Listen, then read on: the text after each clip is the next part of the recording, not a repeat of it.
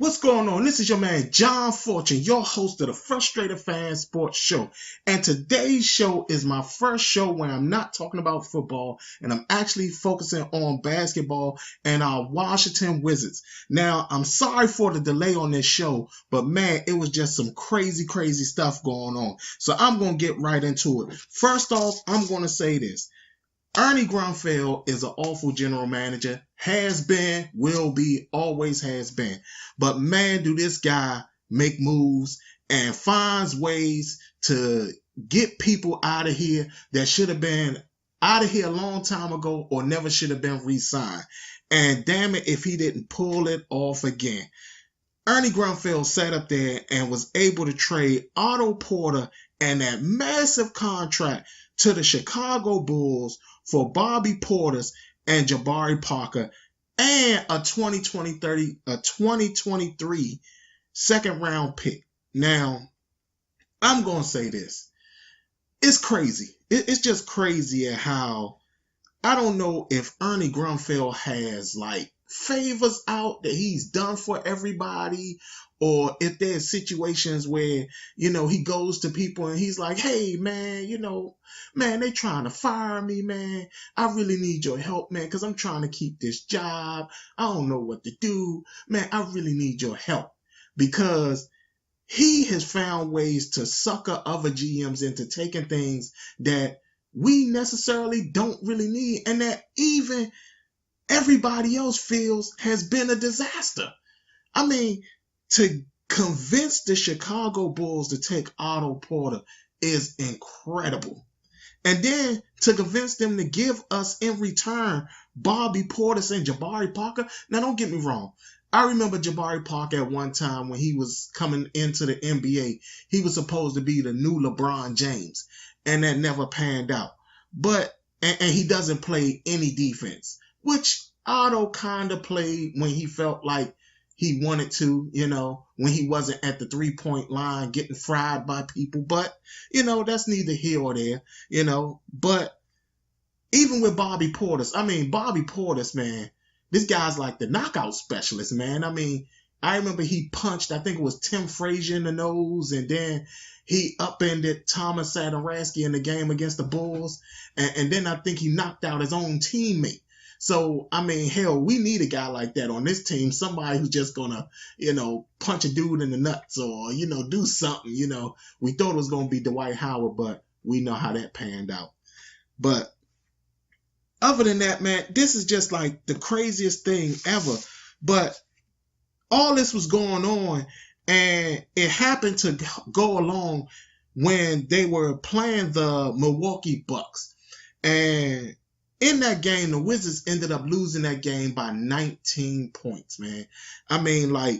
It's so crazy how the Washington Wizards have fallen so far in such a short amount of time from a team that was supposed to be at the top of the rankings in the Eastern Conference now that LeBron James was gone to a team that's now 2 spots out of the 8th seed. So it's amazing at where we are now and what's happening. Also, the Wizards was able to trade Markieff Morris to New Orleans. Now, again, this is one of these issues I have because they got Wesley Johnson back, who I kind of remember him in Phoenix being kind of good, but I also remember Phoenix kind of getting rid of him really quickly. So, it's kind of surprising that these moves were able to be made, but there were moves prior to that could have been made a long time ago that he chose not to make. And all it did was make me think about everything he's done in his career, Ernie Grunfeld has done in his career, that have ruined the Washington Wizards, and also his poor drafting along the way. Because I'm sitting here and I actually went back and I started to do some more research on his draft during this time here, what we got in these drafts and what we got in these trades and things like that. So in 2003, he drafted Jarvis Hayes and Steve Blake.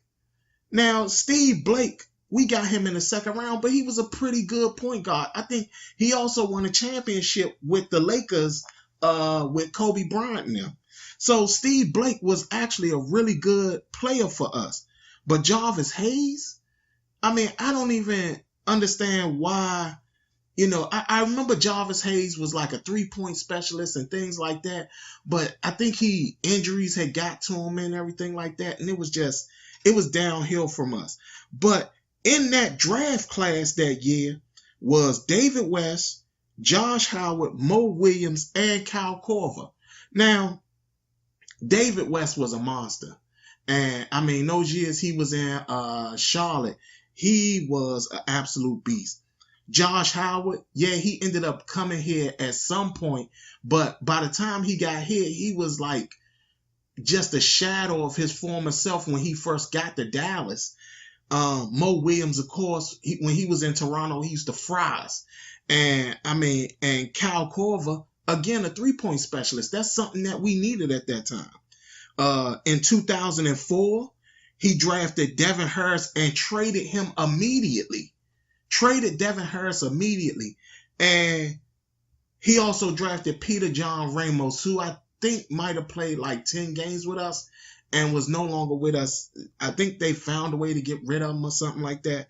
But in that draft, Luol Deng was in that draft. Andre Iguodala was in that draft. Al Jefferson was in that draft. We didn't pick none of these guys. 2005, we drafted Julius Hodge and Andre Blatch. Ask me where Julius Hodge is. I don't even know. In 2006, we drafted Percherov, and we also drafted Vladimir Verminko. Verminko, I don't even think he ever played with us beyond the preseason. And Percherov, we don't even know what happened to that guy. Rondo was in that draft, and so was Kyle Lowry. Both at picks where we could have gotten both of them. In 2007, we drafted Nick Young and Dominic McGuire. Dominic McGuire was tough for us, but I think he was like injury prone. And Nick Young, we already know. But guess who was in that draft? Marc Gasol, who was just traded to Toronto. So guess what? We're going to see Marc Gasol in Toronto along with 2 other guys we could have drafted, and DeMar DeRozan and also in Kyle Lowry. 2 guys that could have been playing for the Wizards that aren't playing for the Wizards because we didn't draft them. Jared Dudley, who came to us later on, he was in that draft. Wilson Chandler was in that draft. Aaron Afalo was in that draft. And Tiago Splitter was in that draft. Ernie has missed out on so many guys in the draft. 2008, we drafted JaVale McGee. In that draft was DeAndre Jordan. Gordon Dragic was in that draft. Serge Ibaka was in that draft. Nick Tatum was in that draft. George Hill, he was in there, but he's kind of been a journeyman player. He hasn't been a guy who's been able to stick with a team for long term, but still, it was better than what we was doing. In 2009, we had Ricky Rubio on our team and then traded him away. We drafted Jermaine Taylor. Of course, a lot of y'all know who was in that draft. Stephen Curry was in that draft. DeMar DeRozan was in that draft. Drew Holiday was in that draft. Jeff Teague was in that draft. 2010, John Wall, can't miss. So at least that's what we kind of assumed at the time because he was the best player in that draft that year. We drafted Kevin Seraphin, Trevor Booker, and Hamdi Niamde. I can't remember. I think he played with us a couple times, but I don't remember him having a really good career with us. We also traded for Jordan Crawford. This is where I tell people all the time, this was the one situation where Ernie Grunfeld got suckered into taking a player that he really didn't want, and he meant to take the other player because to this day, I'm still convinced that I think it was Danny Ferry was their general manager. I think he said, hey, we'll give you Jay Crawford. And I can't remember what we traded to get him, but I think it was like, we'll give you Jay Crawford. And what it is that Ernie said, okay, cool, that's fine.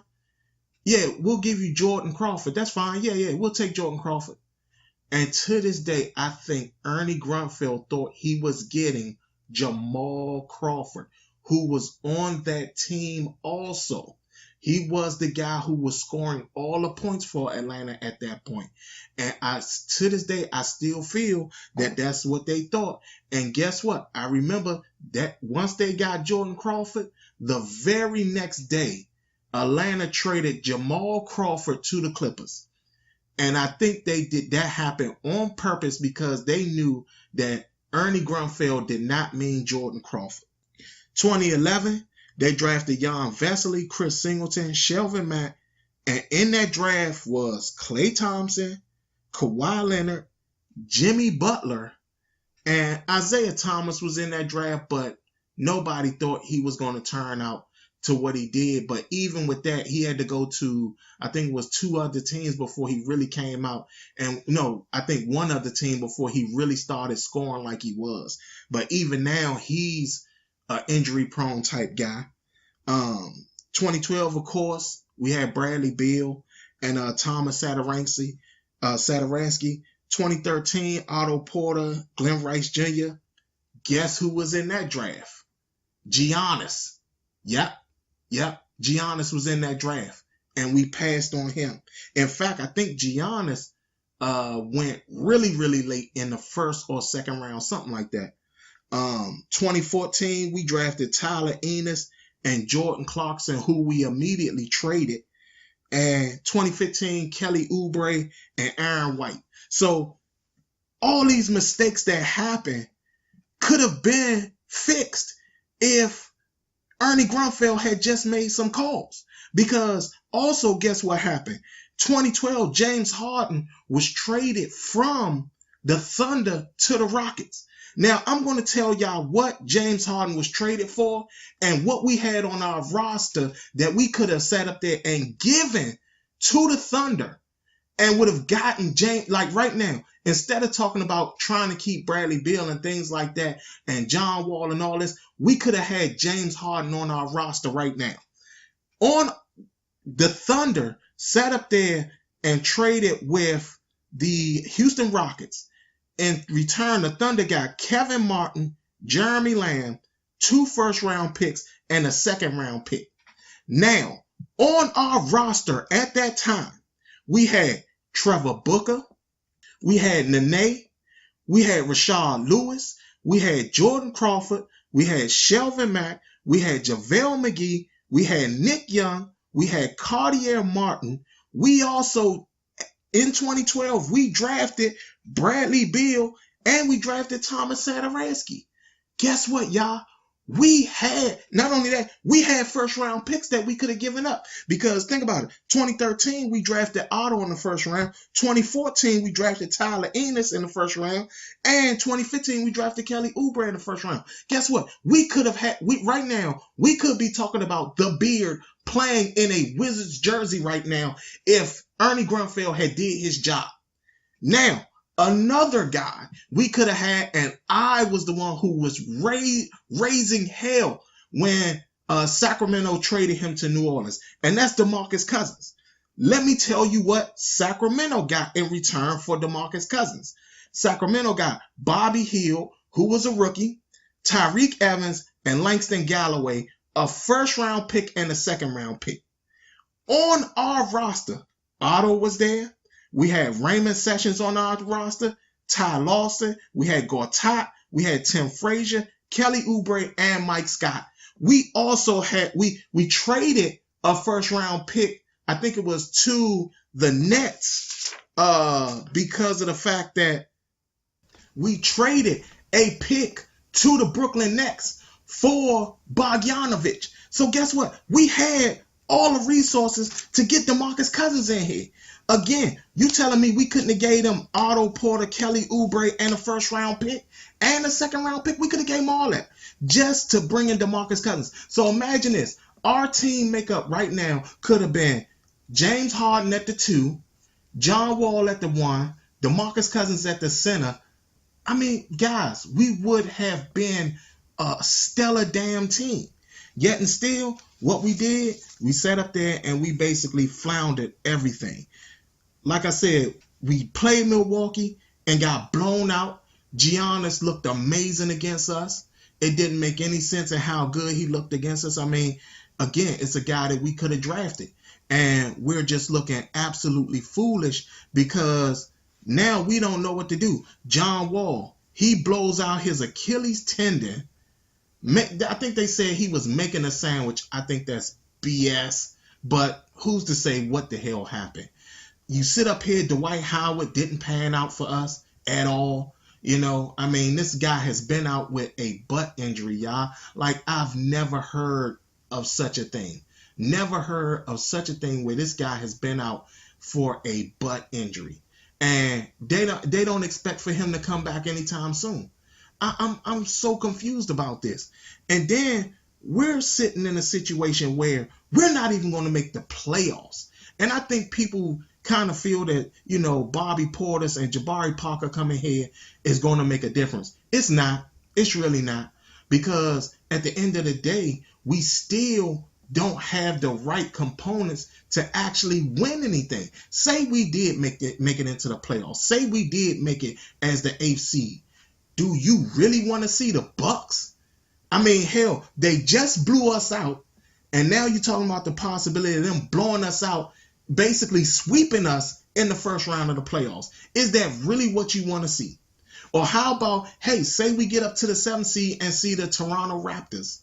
You think we're going to fare any better against them?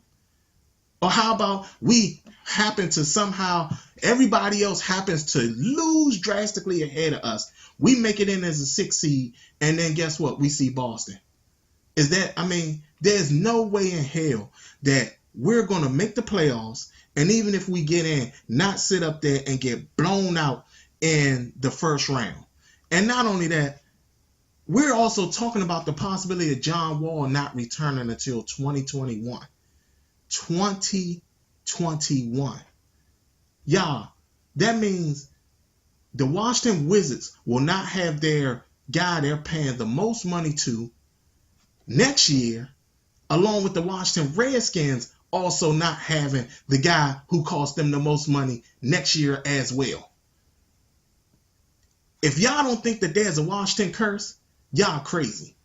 Because we are clearly sitting in a situation where this team has been cursed. This city has been cursed when it comes to sports. Especially when it comes to people that we've been paying too much money to that don't deserve the money. We brought in Adrian Peterson, and this man worked for his money. And he came in here on a 1-year deal and did more than what our running backs did 2 and 3 years ago. This guy did more than our running backs were going to do this year. I mean, yes, we thought Geis was going to do something, but he was a rookie coming into a situation. There's no way in hell you're going to think that Geis was going to do the exact same thing Adrian Peterson did this year for us. It's no way. Which is why we're trying to sign him back. So understand this, y'all. When it comes to the Washington Wizards, what has gone on, what is happening, Ernie Grunfeld, man, he has been an absolute disaster for this team. I mean, this guy has done, don't get me wrong, he's found ways to get rid of stuff where we've made mistakes, but man, has he made more mistakes than a little bit. I mean, he doesn't draft well at all. I'm not even sure if he's a really good talent evaluator because, I mean, in all honesty, the only guy that he really discovered that kind of shocked us all had to be Gilbert Arenas. Is the only guy, because at that time when we signed Gilbert Arenas, when he first came here and he signed him to all that money, we were all like, what? Why would you sign a guy to that much money? He's not even the top guy on his team. That was the only time that I could legitimately say Ernie Grunfeld was able to evaluate a talent at that point. But since then, I've not seen him do it. I have not seen him correctly evaluate a person of talent in the NBA since Gilbert Arenas. I mean, there was some people that was just like, it was just what you should be doing. Like Caron Butler, that was obvious. Antoine Jameson, that was obvious. Those were players that were good on other teams. Gilbert Arenas, we did not see that coming. But guess what? Since then, he hasn't done the same thing. Since then, he's only made disastrous trades. He's only made disastrous draft picks. I mean, like I said, John Wall, that was a can't miss thing. Bradley Beal, again, that was a can't miss selection. Then you talk about Otto. He was good, but I mean, there were guys that was in that draft that might have been slightly better than him. I mean, nobody noticed Devin Booker when he was drafted. I mean, this guy is a phenom in Phoenix. And I mean, I don't know, man. I mean, I know we're all preaching it and we all need to say it, but Ernie Grunfeld needs to be fired. And the sad part about this is that Ted Leonsis fired George McPhee, who built his Capitals team that won the championship, who won the Stanley Cup. And not only that, he faced the team that he also built as well. George McPhee built the Washington Capitals, who won the Stanley Cup, and he also built the Las Vegas, the Las Vegas team. He built them as well. He had two teams that he built facing off in the Stanley Cup championship. And one of the teams won. But yet and still, Ernie Grunfeld, who's been here longer than George McPhee, is still here and still ruining his team. And still, Eddie Grunfeld has basically done exactly what Wes Unseld did years ago to the Washington Wizards. And we still have not seen a change, a progress, a little bit of progress, nothing. You're talking about, okay, he sat up there and built the Gilbert Arenas team. Again, as far as we made it was the second round of playoffs. And then he built this secondary team. Again, as far as we made it was only the second round of playoffs. I mean, when are we going to understand that Ernie Grunfeld needs to go? The benefit that we got with Ted Leonsis is that maybe, possibly, he's not quite like Dan Snyder, where Dan Snyder is basically in the way because clearly he let Ernie just ruin the team, So clearly he's an owner that can be easily massaged into, hey, instead of let's taking this guy, let's take this guy. But until we fire Ernie Grunfeld, we're never, ever going to be a team that's taken seriously in Washington for basketball. I'm your man, John Fortune. This is the Frustrated Fan Sports Show. I'm going to be dropping more shows because I actually didn't get an opportunity to talk about my prediction that I got right and a couple other things. But this is your man, John Fortune, and this is the Frustrated Fan Sports Show.